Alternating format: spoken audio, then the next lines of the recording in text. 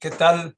Buenos días y bienvenidos al segundo webinar que realiza el área de residentes internacionales de la Diputación de Alicante, y contamos hoy con la presencia de la asociación Babelia. Bienvenido, Brahim. Elena, muchísimas gracias por la colaboración que estáis teniendo con la Diputación, sobre todo para poder participar y poder hacer partícipes de toda la información que vosotros tenéis y que estáis trasladando a todos los residentes internacionales, a todos los residentes británicos de la provincia de Alicante. Estamos hablando de más de 80.000 residentes británicos, y en este segundo webinar pues vamos a contar con su experiencia y sobre todo con su saber para dar luz a estas dudas que se están teniendo en este webinar que hemos nombrado como cómo obtener la residencia.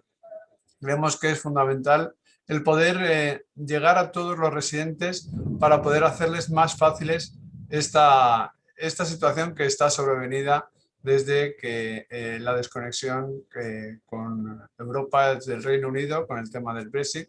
Y bueno, ya tuvimos una primera webinar que fue un éxito. Podemos contar con más de 2.000 reproducciones de esa primera webinar en la página web de la Embajada Británica aquí en España. Y yo creo que es importante y fundamental el saber que tiene tanto Brahim como Elena, poder trasladarlo y que todas aquellas personas que puedan necesitarlo pues tengan esta experiencia y sobre todo esta resolución de los problemas. Yo sin más quiero agradecer a todos aquellos que están hoy conectados y todos aquellos que van a ver este webinar y que les va a poder ayudar a solventar todas aquellas dudas. Quiero agradecer a Esther Ponzoda, la directora, pues todo el trabajo que está haciendo y sobre todo pues esa atención que se está teniendo a los 141 municipios de la provincia de Alicante, a los que nos debemos y de los que queremos ser partícipes de la ayuda que necesitan. Yo sin más os dejo con Brahim y con Elena, que son realmente los que nos van a sacar de dudas, y sobre todo lo más importante, todas aquellas personas que quieran realizar cualquier cuestión o duda la pueden hacer mediante el teclado y se les podrá contestar a todas ellas. También que sepan que esta webinar va a estar publicada y va a estar colgada para que todos aquellos que no hayan podido conectarse puedan tenerla y puedan tener esta información para cualquier momento que lo necesiten. Yo sin más les dejo con Brahim y con Elena, y muchísimas gracias por adelantado por esta gran charla que vais a dar y sobre todo todos los consejos que vais a dar a todos los residentes y a los 141 municipios de la provincia de Alicante. Tuya es la palabra, Brahim. Thank you very much, Diputado Juan de Dios, for this initiative. And we are sincerely grateful to the Diputación de Alicante, because we think that this webinar is necessary and crucial, essentially in these moments for all the British community living in the province of Alicante. I would just like to ask Esther if she wants to introduce the webinar, and then we will come back, my colleague Elena and I, to continue with the presentation. Thank you. Gracias. Buenos días a todos y todas las que estamos conectados esta mañana. Únicamente yo quería dar unas pequeñas pautas para sacar el máximo partido de la webinar de hoy. En primer lugar, comentar que todas las preguntas y cuestiones que se vayan a plantear durante la duración de la webinar se tendrán que hacer a través del botón de preguntas y respuestas. De ahí entrarán todas las preguntas que hagan los que estamos conectados y se irán contestando o bien directamente en el webinar o bien directamente a través de esa sección. El chat no va a estar operativo para preguntas, pero sí que irán apareciendo en el chat enlaces sobre todas las cuestiones algunas de las cuestiones que se vayan planteando, enlaces donde se podrá encontrar una información más amplia o información adicional sobre el tema de que se trate. Entonces, recordar que es a través siempre de preguntas y respuestas. La segunda cuestión es que, como bien dice el título de la reunión de hoy, hablamos de cómo obtener la residencia, cualquiera que sea la situación en la que se ha quedado en el momento de la desconexión. Y sí que agradeceríamos que efectivamente las preguntas fueran dirigidas. So we would like to have all the questions addressed on the residency exclusively.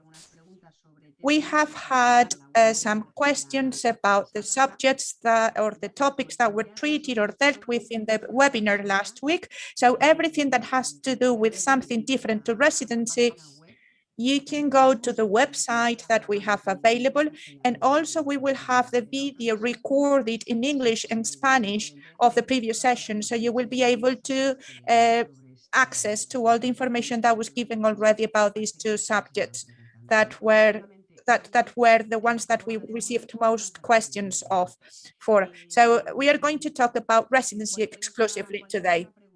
Any other question that may not be answered today, that would be because of a lack of time, or because not all of the questions have an answer today, because we are still in progress with the negotiations and not everything is sorted out already. But throughout the time, and as long as we have the information, as soon as we have the information, it will be available on our website together with the updates that we may have in the future. So these were my two comments. I would give the floor now to Brahim so that you can start with your presentation. Thank you. Thank you very much, Esther Ponzoda. We are, again, very grateful to the Diputación de Alicante for inviting us to participate in this webinar. We think that it is a very good initiative from the provincial corporation of the province of Alicante, which is the first destination province for UK nationals in Spain. So in this webinar, my colleague Elena Jurado and myself, we are going to cover questions on the following three topics. The first topic is requirements to apply for residency under the terms of the withdrawal agreement. The second point we are going to discuss is about alternatives if you don't meet the criteria to apply under the withdrawal agreement. And the third point is on exchanging your green residency document or your resolución de concesión for a TIE card in Spain. Now, this third point is not something that we usually cover, but as many of you have been asking us to answer some of these questions, then we are going to provide some basic information on this matter. Once we finish this, covering these three topics, then we will try to answer some of the questions you have sent to us beforehand. However, we have developed this presentation bearing in mind many of your inquiries and concerns. So before going into the details, I would like to briefly introduce our organization. So Asociación Babelia is a non-profit and intercultural organization founded in Alicante in 2004 with the objective of promoting equal opportunities to all. One of the main tasks of the association is to provide information and guidance to the migrant population in different key areas, such as public education and public health system, accessing the job market. We also do linguistic mediation between non-Spanish individuals and local social services. We provide training and consultancy to the public in general, but also to civil servants, to school teachers and other professionals. And last but not least, one of our main fields of assistance has to do with residency paperwork.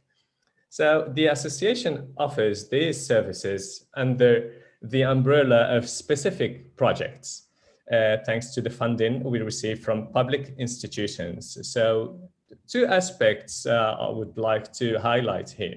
The first aspect is that the association offers every single service for free for customers. The association never charges directly or indirectly for any of its services to customers. Monetary exchange is forbidden between the association and customers. And the second aspect is that the association never recommends a specific private, professional, or company to customers that would imply monetary expense for the latest. The association can only refer customers to an official list of professionals, such as English-speaking lawyers or gestores, available in official sources of information, such as the British government website.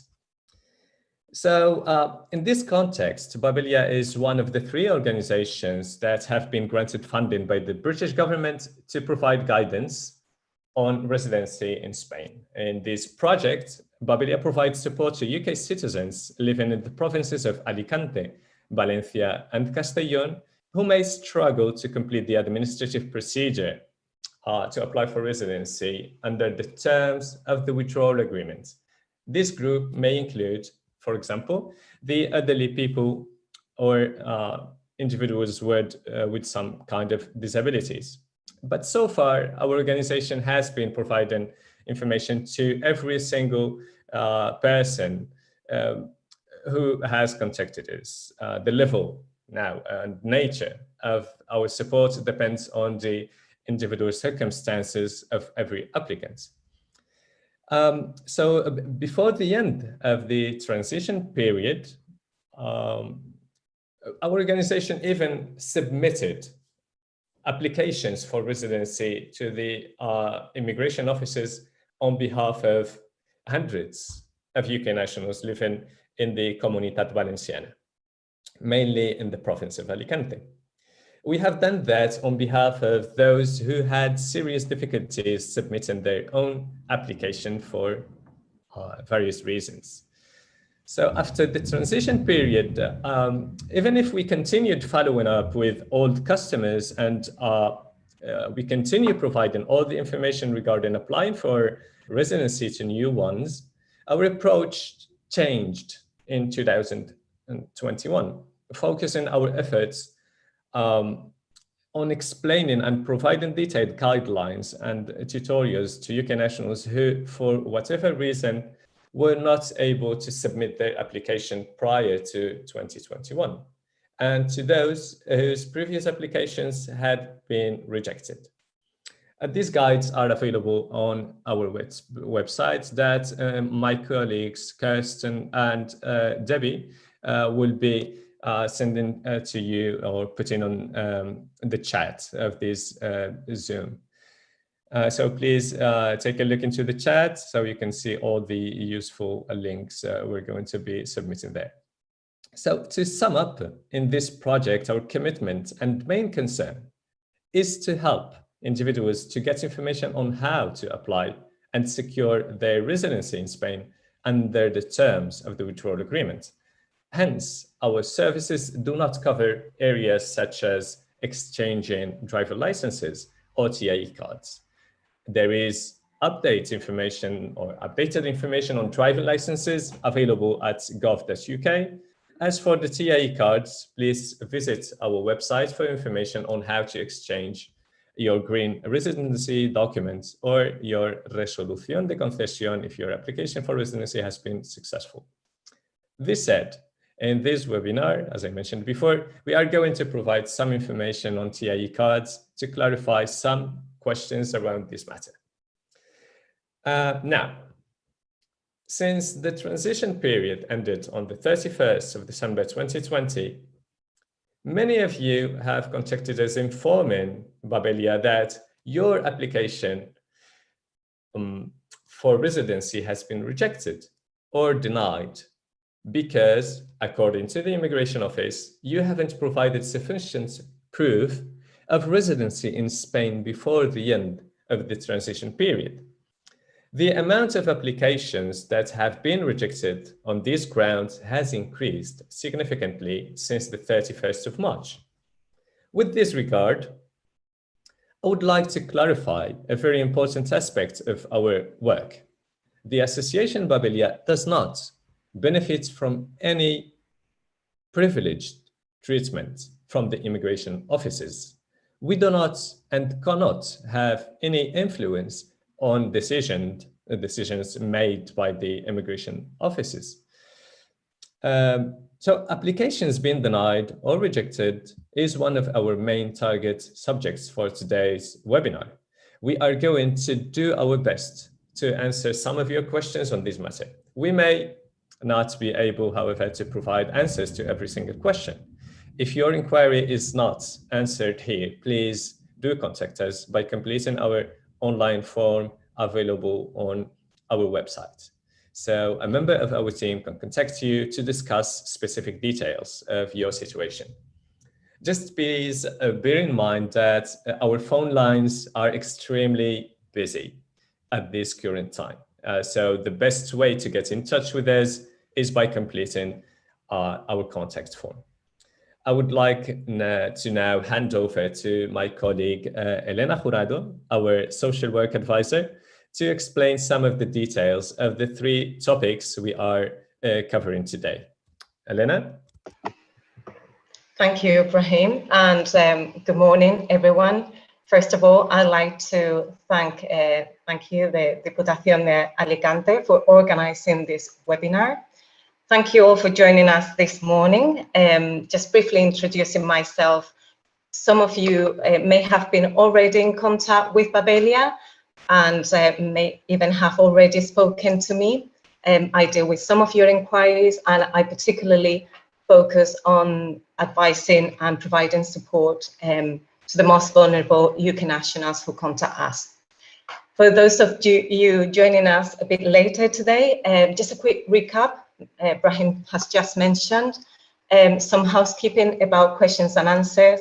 Again, just to reiterate that if you feel we haven't answered your question today, because it will depend on the time, and also if they're very specific, we may not be able to answer you directly on this forum, but please do contact us. Our wonderful colleagues have shared our contact form, the link to our contact form. So I'd like to introduce some of the background of some of the things we constantly refer to, some of that background of the withdrawal agreement and the transition period. So the Brexit referendum was held on 23rd of June. The UK exit did not happen. The UK exit from the European Union did not take place in March 2019, as there were a number of extensions, and that date was postponed with many periods of negotiations, and some of the aspects of those negotiations are included within the withdrawal agreement. The UK left the European Union on the 31st of January 2020. The withdrawal agreement then entered into force on the 1st of February 2020. And when the UK left the EU on 31st January 2020, it entered the transition period that, as Brahim has mentioned earlier, it ended on the 31st of December 2020. So I'm sorry, there's many dates, but it's very important that we are very clear on those dates. So because we're going to be referring to these concepts very regularly today. Another date that I like to also highlight today is that on the 6th of July, a new procedure for UK nationals to apply for the TIE, which is the Tarjeta de Identidad de Extranjero, was introduced. And that introduction was mainly made in two stages. So one of the stages of the application that I'll be explaining a little bit more in depth in the next few minutes is your application along with the documentation that we provide general advice on. And the second stage of your residency or your TIE process will be the one where you have to make an appointment and have your fingerprints taken, etc. So what does it mean to apply for residency or applying for residency under the withdrawal agreement? One thing is, please be aware that even though the immigration legislation is national in Spain, we are today presenting the support that Babelia offers in the Comunidad Valenciana, and what we'll be introducing today could be slightly different to how this is treated across other regions in Spain. If you live in a different province than Castellón, Valencia, or Alicante, you may wish to seek advice from our colleagues at H in Spain or IOM, who cover other regions in Spain, and that my colleagues as well will be sharing a link for you to find out about this information. Thank you. So applying under the withdrawal agreement, mainly I'll be focusing on 3 requirements, provided that you have a valid passport. So the main 3 requirements are proof of address, proof of healthcare cover, and proof of your economic situation, that you're able to sustain yourself in Spain. To prove these requirements, Babelia can advise you on general documentation and or minimum, we will say, to support your residency application. For that, I'll be using some examples. So the main 3 situations that we encounter in our areas are active workers or self-employed, non-active, with sufficient economic means, and comprehensive insurance. This category also involves the pensioners group and also the dependent family members of UK nationals.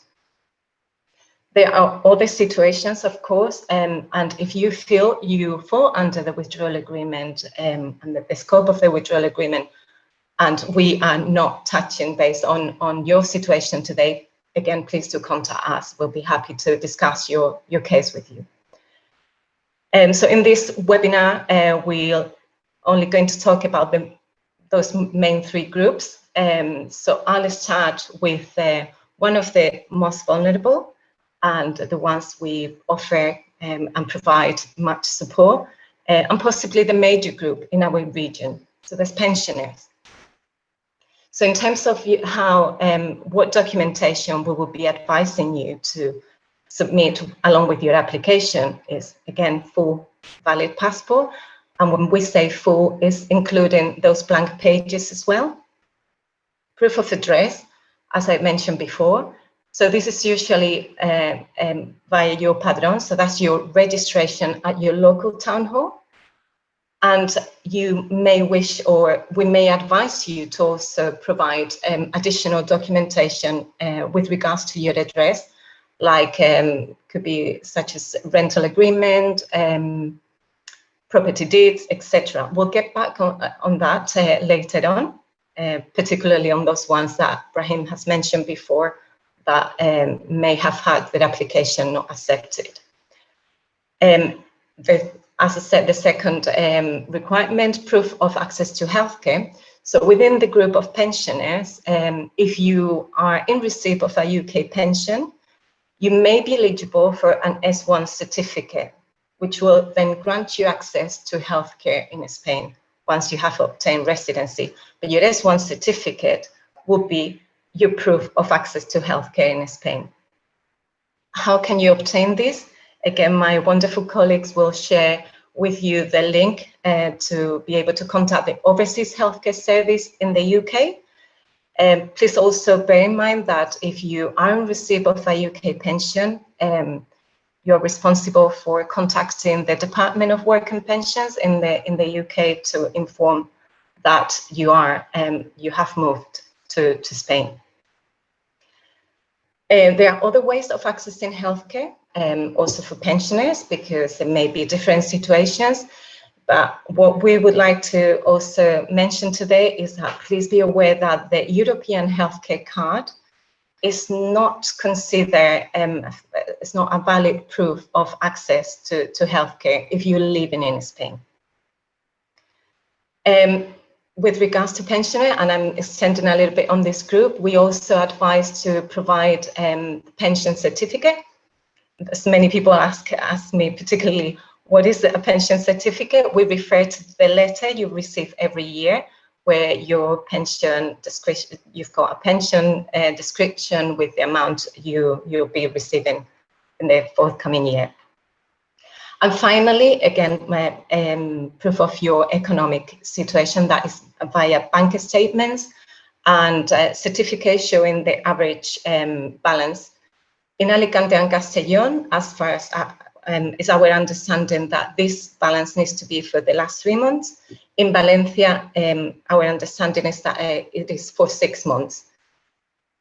We also advise at this stage and in 2021 for applications that have been submitted in this period that you provide further evidence on your economic situation, particularly some bank statements or certificates from before the end of the transition period.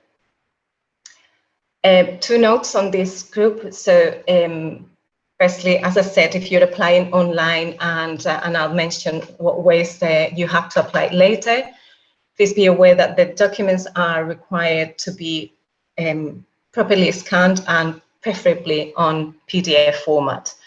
And the second note is that this group is very similar to, or it could be quite similar to people that may be in receipt of, are in receipt of benefits. But please ensure, it will be our advice, that your benefit is exportable, and you can check that by contacting the International Pension Centre. My colleagues, again, will share the link on how to contact them if you haven't been able to do so yet. The second group, briefly run over this, is working people, or either employed or self-employed. As before, full passport, updated Padrón certificate, and proof of your social security status.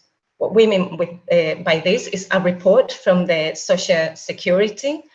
If you're registered, if you have a Spanish contract within Spain, or you are self-employed, you will be registered with the Social Security, and that will then also prove your access to healthcare, or should prove your access to healthcare. If you are self-employed, you may be expected to provide evidence of your last 6 months and also your tax declaration.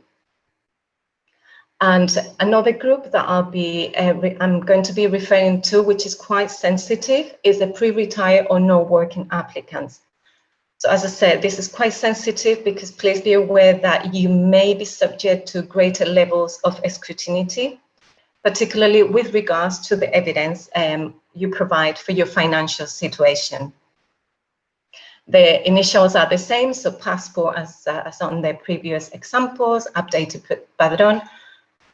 With regards to your healthcare access, if you haven't accessed public healthcare by any of the means that you may be eligible to, you may be expected to then have a health insurance in place and provide a health insurance certificate, which is required to be very comprehensive and with no co-payment, and clearly state this on the certificate.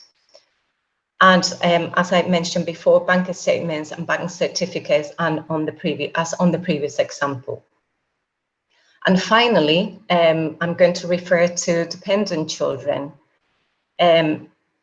This is a group that I particularly focus on. Please be aware that children's residency is not automatically granted on the grounds of parents having residency or by the fact that they were born in Spain. You will need to apply for your child's residency.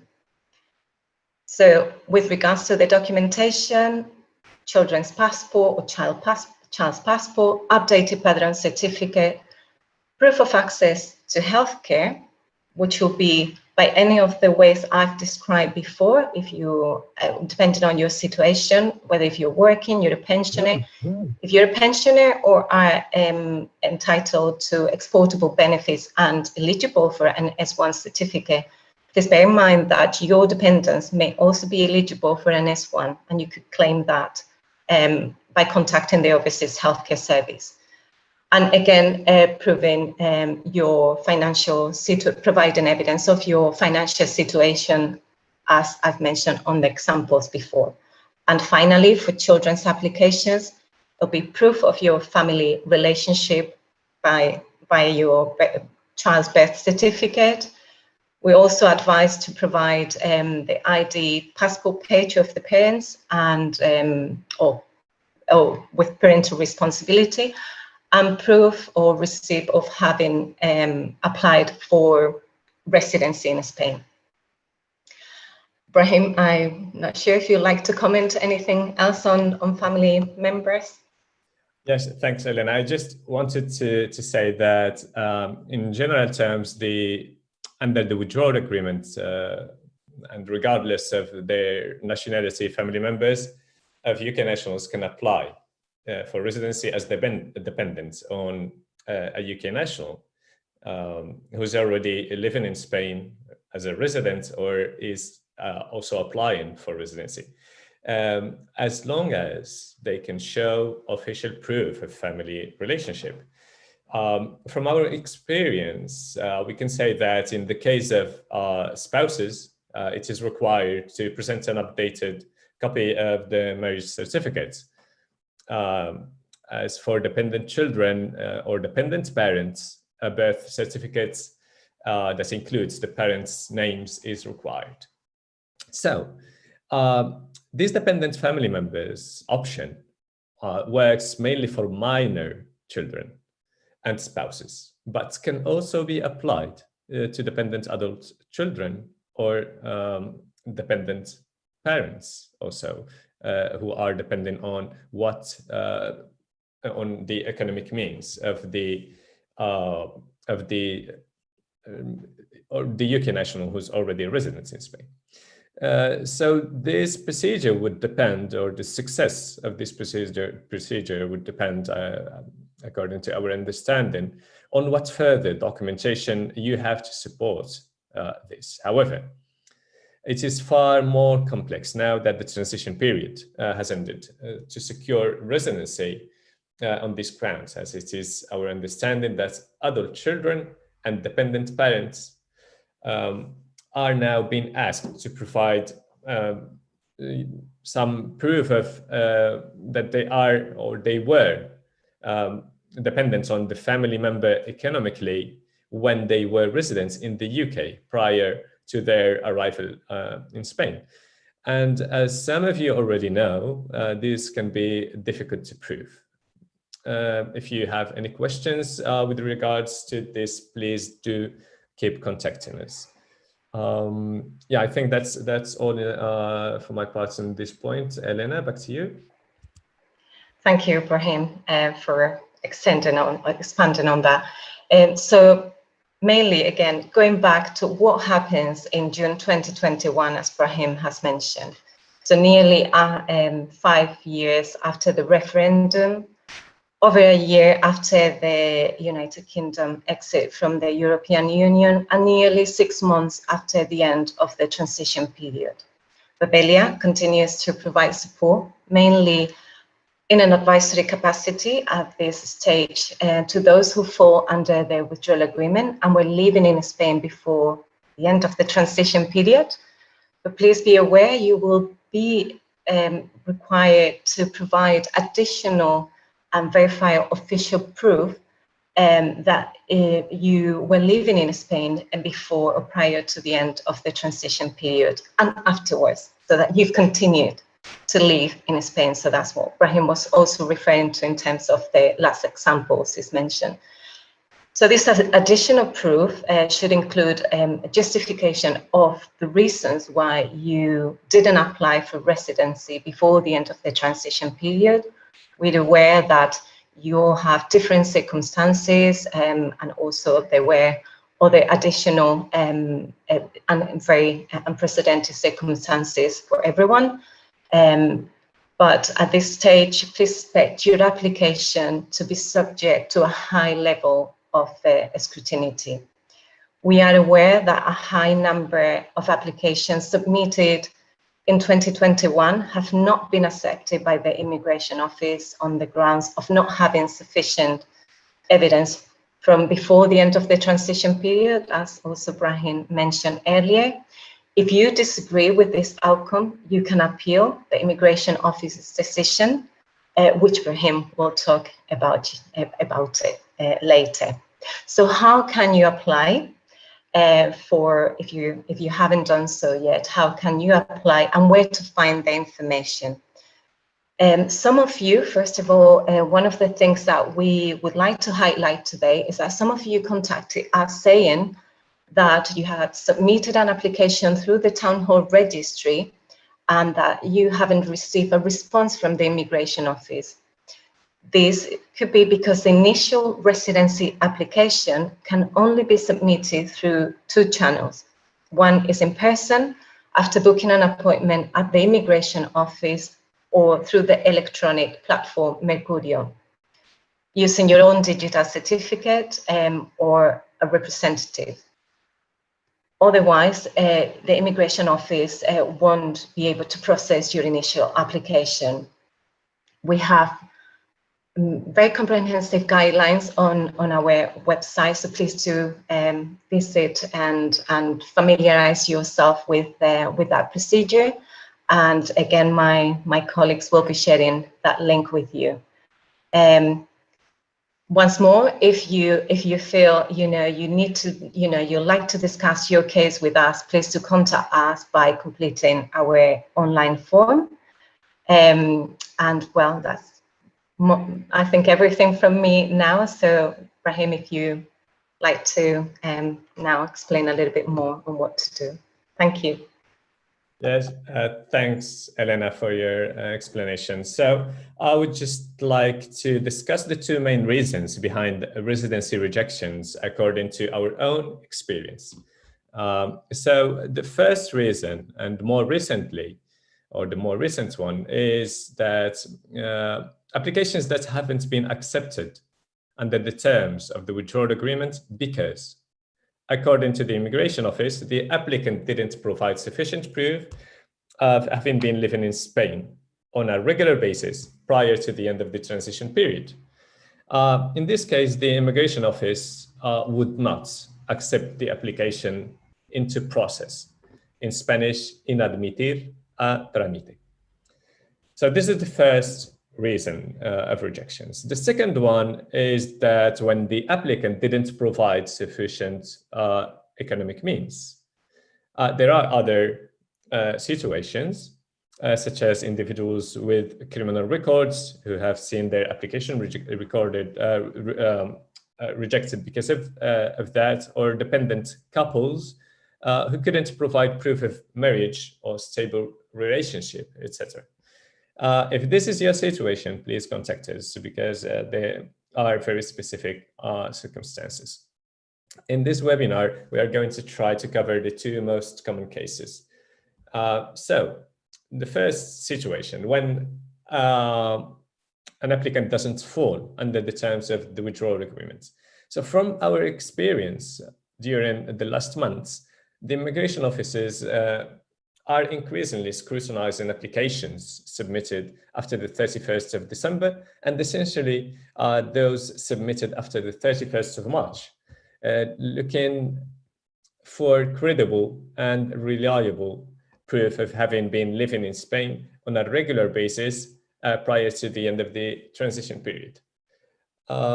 This means, or in other words, right now, applicants need to show proof of a continuous and stable residency in Spain prior to 2021. Our understanding is that it is not sufficient to provide an empadronamiento from 2020 if the healthcare insurance is dated 2021 and vice versa.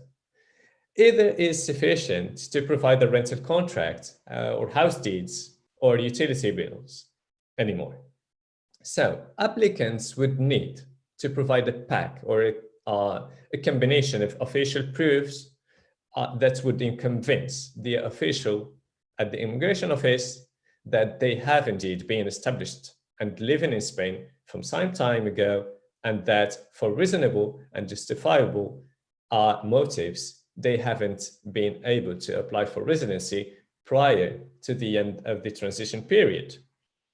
So if your residency has been rejected by the immigration office, stating that you don't fall under the terms of the withdrawal agreement because of lack of proof of residency in Spain prior to the end of the transition period, then our advice to you is that you appeal that decision as long as you feel that you have evidence, sufficient evidence, official evidence to support the fact that you were living in Spain prior to the 31st of December 2020.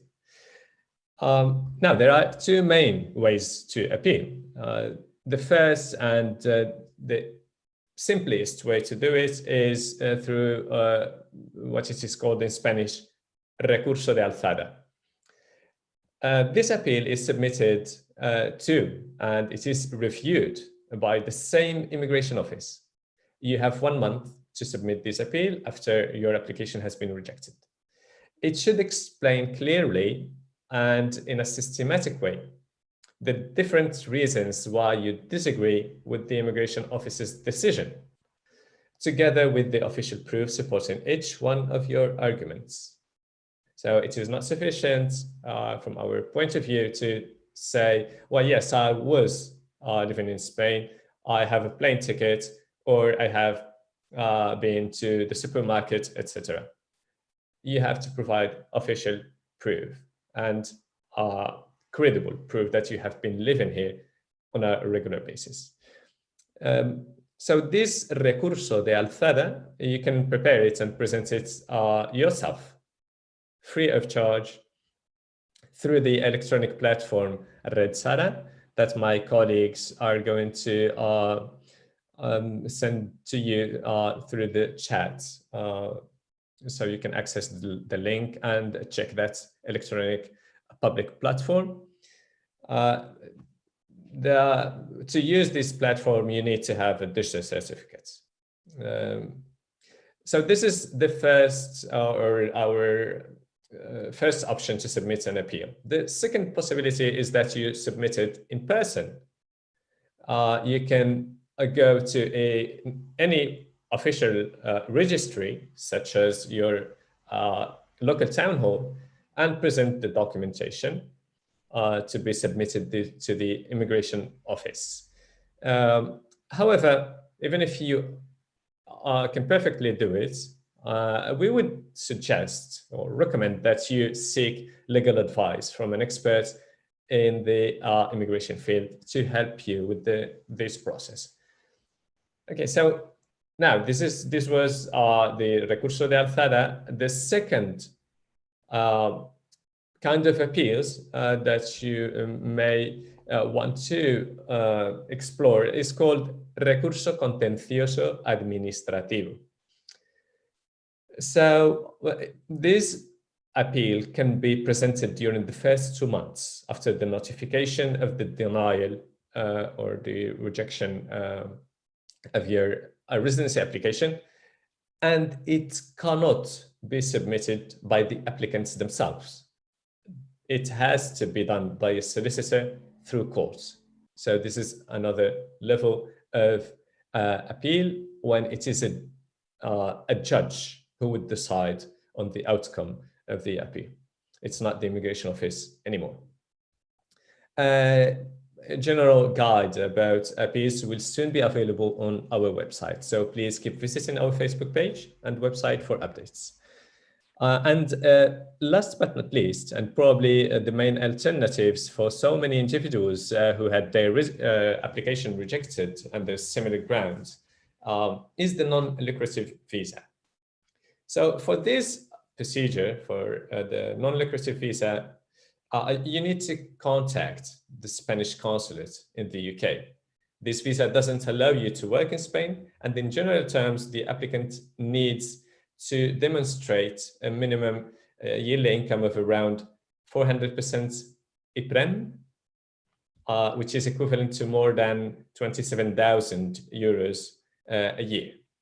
So the IPREM, I hope that my colleagues would put something on the chat to explain this concept. It's just,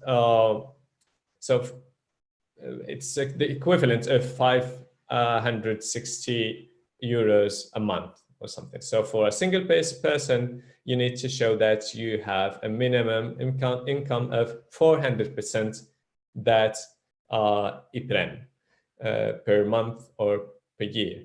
And for an additional 100% IPREM for every additional family member. So depending on your individual circumstances, there may be other visas available to you, such as work or student visa.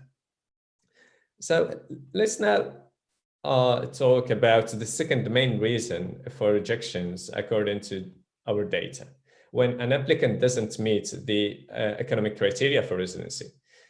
So in this project, our association has been funded to provide support to those who meet the criteria under the withdrawal agreement. Therefore, unfortunately, there is little we can do to help applicants who have been rejected because, according to the immigration office, they don't meet the economic criteria. Nevertheless, we are going to provide some basic information on some alternative solutions to them. So for these alternatives, we recommend that you seek legal advice or that you contact the immigration department at your local town hall, usually called Pangea office in the Comunidad Valenciana. We know that some Pangea offices were and are still very, very helpful to UK nationals.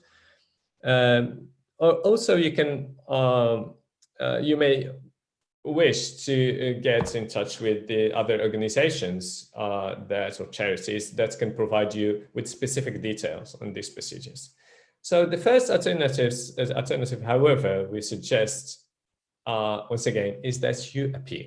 So if you think that your economic means are sufficient to meet the economic criteria and the terms of the withdrawal agreement, then you can challenge the immigration office's decision by presenting an appeal in a similar way to what I have explained previously.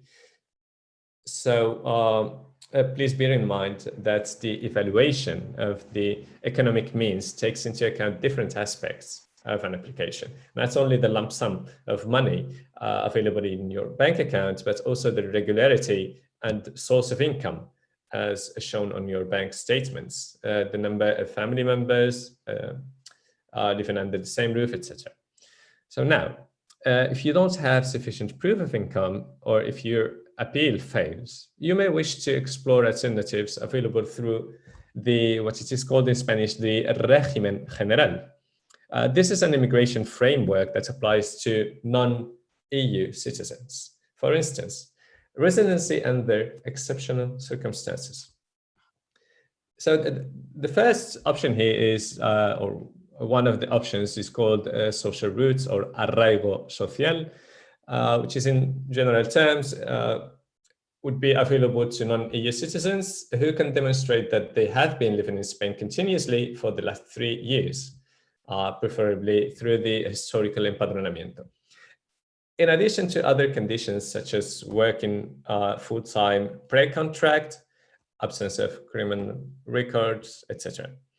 Another option would be the arraigo laboral or labor roots. And in this sense, there has been some very recent changes made to the law in Spain that would allow non-EU citizens to apply for residency under this option, under the arraigo laboral option, if they can prove that they have been living in Spain continuously for a minimum of 2 years, and that they have been officially working in Spain for at least 6 months. Another option is arraigo familiar. So this option is applicable to those individuals who are parents or children of Spanish citizens. And another option would be residency for humanitarian reasons. Now, this option may be applicable only to very specific cases, such as victims of categorized serious crimes in the country of origin, or those who have been diagnosed with a serious illness after having started living in Spain.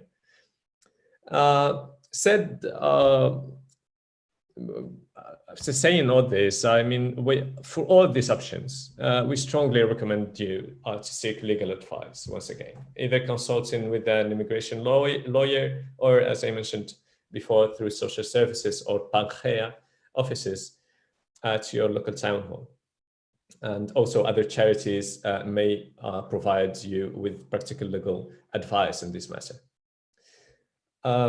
So I'm aware that we are running out of time. I would just cover very quickly the last point of this presentation and then go straight ahead to some of the questions that the presentation wouldn't have answered.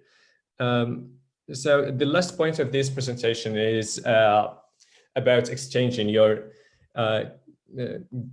residency certificate, your old green residency certificate, or a resolución de concesión for a TAE card. As we have mentioned, Asociación Babelia's main objective is to assist UK nationals who still don't have any residency, as those who already do have this also already have their rights protected under the Withdrawal Agreement. So, however, we would like to take this opportunity to mention a few points regarding exchanging your current green residency documents or your resolución de concesión for the TAE card. So here in the province of Alicante, for instance, there are currently extra resources in place in various police stations to help facilitate this process. So it is unclear as to how long this would be the case. So if you have not already done so, we would strongly urge you to take advantage of this service at the moment. Another reason to carry this as this procedure as soon as possible is that there have been some cases of UK nationals who have discovered that their green residency documents are no longer valid when going to have their fingerprints taken. If you find yourself in this situation, please complete our contact form and we can offer advice on what steps you should take to ensure that you are protected under the Withdrawal Agreement. Now, the third reason is that some of you already got your fingerprint appointments in the summer, but unfortunately you were then issued with cards with the wrong wording. We have been assured that despite the wording being wrong, these cards are still valid, the residency documents. However, if you would like to exchange this, you can do so by completing the X23 form and at the appointment explaining why you have not paid the €12 fee again. So we really have received this information from one of our applicants who has already done this, and everything went well.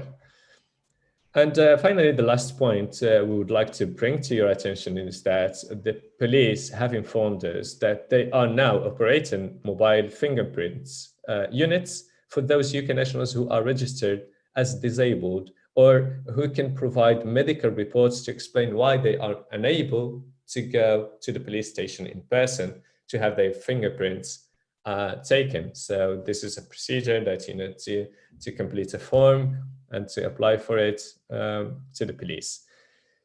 And okay, so now I will just hand over to my colleague Elena to answer some of the questions you have sent to us beforehand. Elena?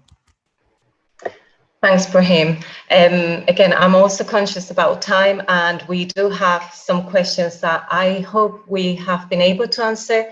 Many of those within our presentation, but I'll again refer to some of the ones that we have received beforehand to start with. So some of you have contacted us to ask us that in relation to the implications of obtaining residency, for example, Bernard. We would like to just mention that when you gain residency in Spain, what you're saying is that Spain will be your main country of residence, and you will be spending more time here than in another country or back in the UK. So this status comes with certain responsibilities and implications. Just briefly, we'll refer that I think your question, that there were some questions within your text referring to tax and implications of tax declaration. One of the main implications are those related, as in terms of residency to paying taxes. We are unable to advise on this matter, but we will urge anyone who has any of these, doubts about these implications to seek advice from a tax advisor. We have also some questions about appeals, and I'll leave those to Brahim because it's already spoken quite in length about appeals, but there may be things that you wish to get back to. With regards to another question from Jack, I hope you feel your question about the wrong wording on your TIE has been answered, as Brahim has just mentioned that we were some people had the wrong wording when they were issued their TIE last year. And this seems to be quite a straightforward process. So please take the advantage of the appointments available, particularly in the Alicante area. There's also, we've received some questions from, or some inquiries from gestores and lawyers. The funding that we have received is to help UK nationals, and due to data protection policy, we would really need to talk directly to the affected person or the applicant. So please do feel free to fill in our contact form. We've received also a question from Tony. I think, Tony, I've been in contact, myself particularly, have been in contact with you. You've sent an appointment, a question about what if someone doesn't fall under the withdrawal agreement. So as Brahim has also explained, applications that have been submitted in recent months have been subject to high levels of scrutiny. If your application is unsuccessful, you may wish to ask your lawyer to submit an appeal to the administration. And again, responding to some of your inquiries about the length of the appeal, it is our understanding that it could take several months for a decision to be reached on your case. And while this is in process, is our understanding as well that you're able to stay in Spain. If this is unsuccessful, then this first appeal, or that administrative appeal, recurso de alzada, as Brahim has explained, you can then launch a different appeal through the court system. We've also got a question from Stephen. Thank you, Stephen. So again, this is about appeals. So I think, as I've mentioned before, the appeal could take some time and some months. I don't know if I'm missing, there was another question from someone that had, I think, the TIE lost or stolen. So I'll probably leave that for later on if we haven't responded it. And I don't know if, Brahim, you'd like to now continue with some of the questions that we have. I mean, some of them are, again, about the appeal and the length of the appeal. Yeah, sure, Elena, thank you. So we have a question also from Caroline. Caroline, who owns a property in Alicante, but it appears was not living in Spain before the end of 2020, and would like to know how she can get residency and what would be the tax implications. Yeah, Caroline, as we mentioned in previous question, we are unable to offer advice with regard to taxes, and would suggest that you contact a financial expert. As you do not appear to have been living in this property before the end of 2020, it may be difficult for you to apply under the withdrawal agreement, and we would suggest that you contact the Spanish consulate in the UK for further information regarding visas. That would essentially allow you to stay in Spain for longer than 90 days in the 180 days period. We also have a question from Derek and Karen, who have also contacted us because they have been rejected due to not having sufficient evidence of living in Spain prior to the end of 2020. So we hope that the presentation has helped clarify the current options available to you, Derek and Karen. And as we have mentioned, those would be to consider submitting an appeal, or you may wish to contact the Spanish consulates in the UK and to explore the non-lucrative visa or other option regarding visas. We have a question from Roy, also has some questions about the appeal process. So Roy, it is our understanding that you have a month to submit an appeal to the administration and 2 months to submit an appeal to the court. So there are two kinds of appeals, as I mentioned before. It could then take, so for recurso de alzada, it's up to 3 months. So this is the official deadline for the administration to answer the recurso de alzada, but our understanding is that it could take several months, given the amount of work the administration is receiving recently with this regard. So as Elena mentioned, that could take several months for a decision to be reached. So if an appeal to the administration is successful, you may wish to consider submitting an appeal to the courts. So that is the second option I've just mentioned. And we have some questions from Graham. I think that we've already answered these questions. Yes, okay.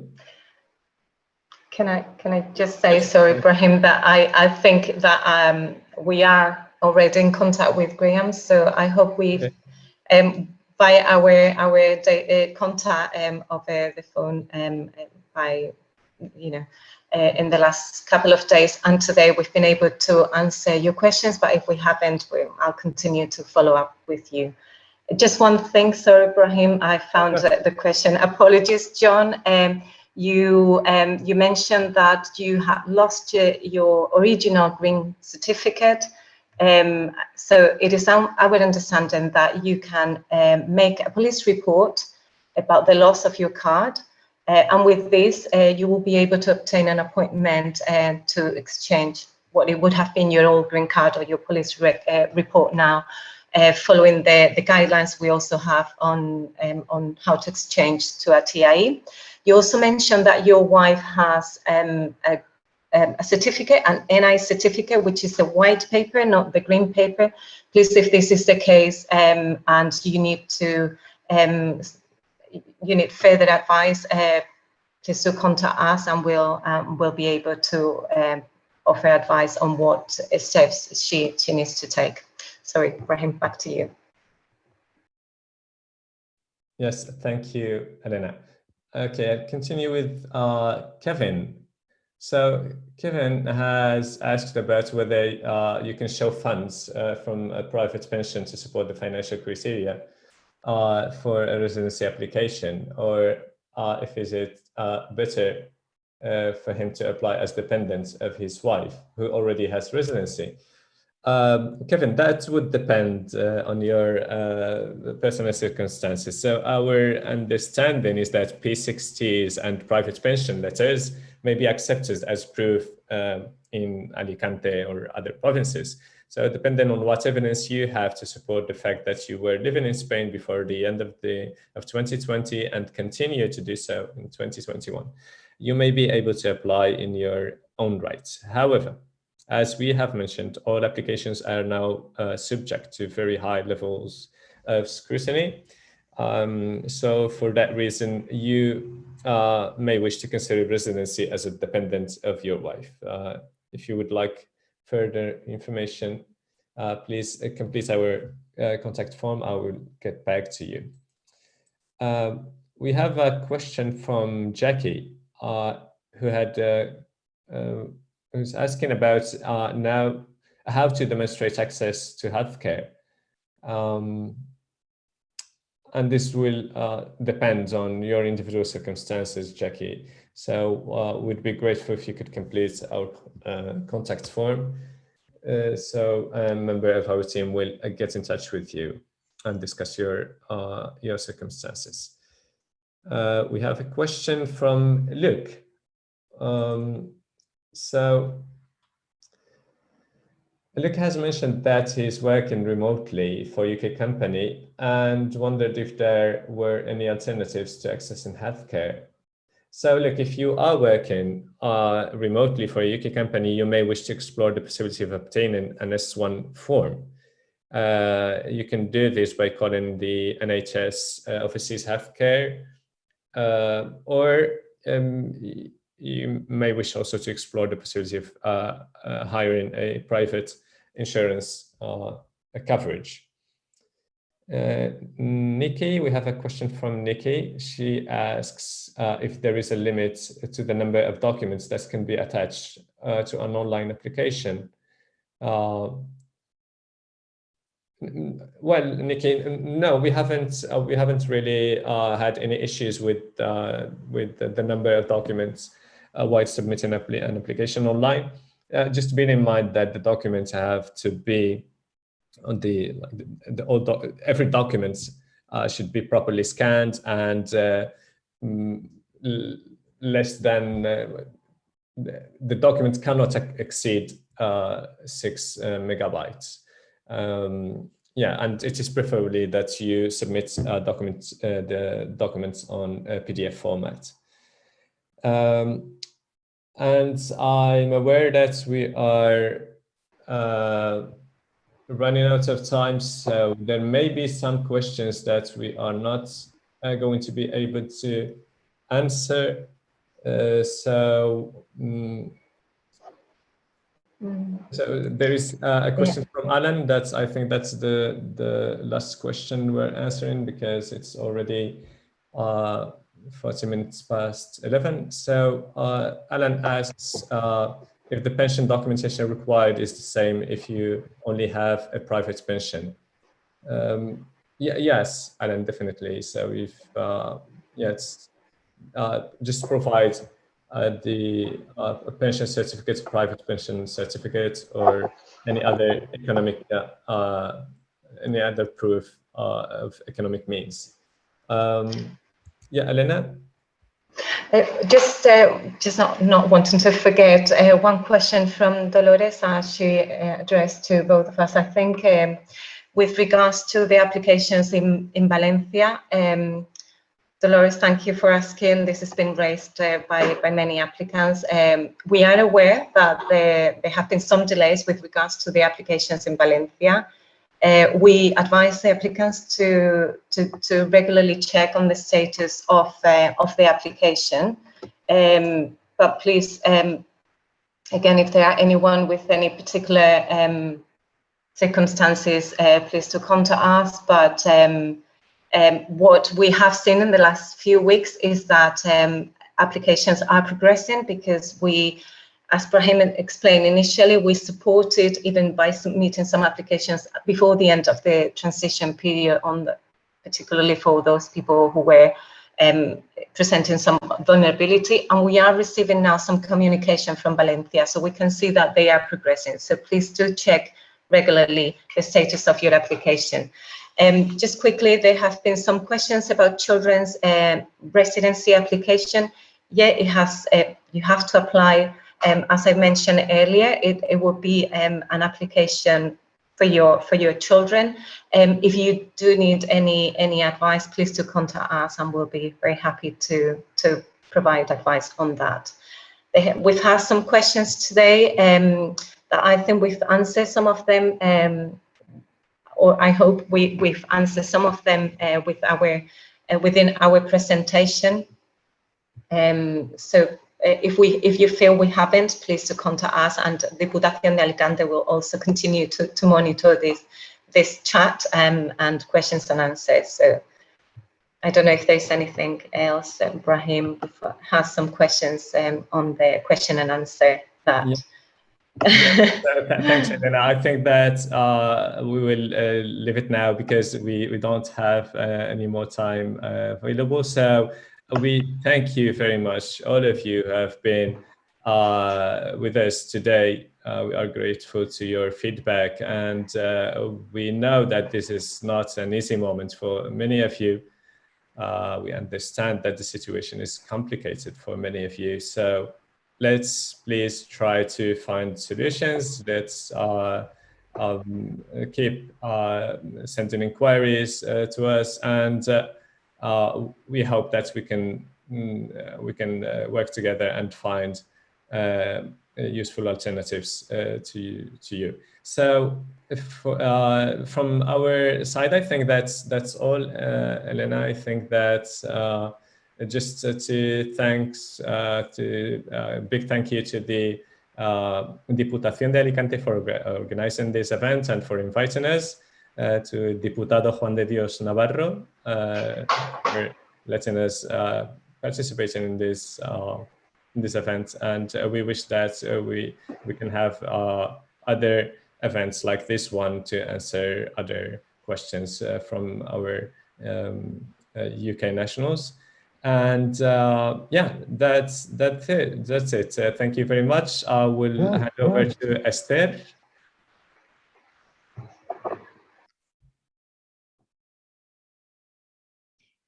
Pues bueno, a mí solo me resta agradeceros a los dos, especialmente a Brahim y Elena, el esfuerzo. Thank you, Brahim and Elena, for your effort,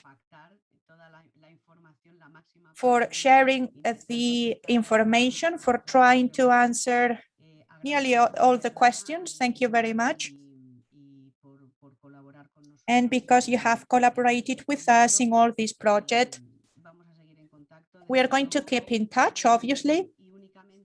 And before we finish, there are many questions that have not been answered. We are aware of that. Some of them have not been answered because they don't deal about the subject that we are dealing with today. But in other days, in further days, we are going to try and answer all the questions that we haven't replied yet. And we are going to upload important information through the web, diputaciondealicante.com, so that we can continue updating all the information about what is happening. I would like to remind you that despite of the fact that today we cannot progress anymore,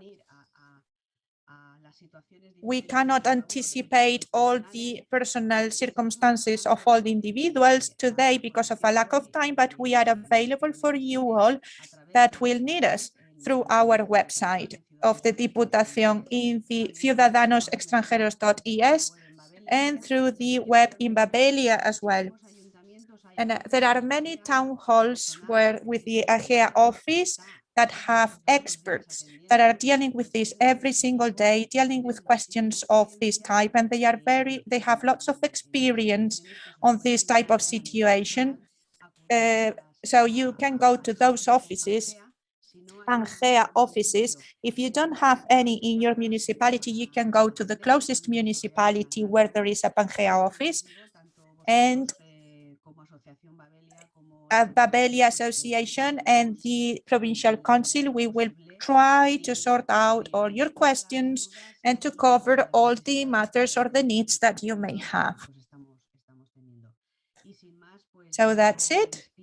I would like to say goodbye now, and thanks for the participation, for the speakers, for the participants. And the following day, that would be on the 10th of June. So on the 10th of June, we will have another webinar, and it will be about a different subject, about different subjects that are about this withdrawal agreement that affect the British people here. So thank you very much and good morning.